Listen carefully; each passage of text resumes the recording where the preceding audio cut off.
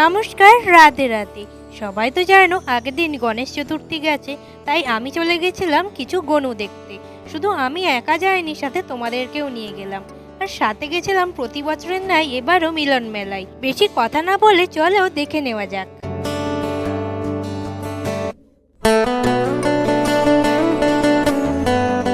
এই নিয়ে মেলাটা 3 বছর হচ্ছে, কিন্তু এইবার দেখলাম খুবই কম মেলা বসেছে।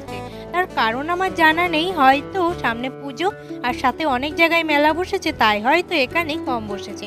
যাই হোক, যেটুকু আছে সেটুকুই দেখে নি চলো।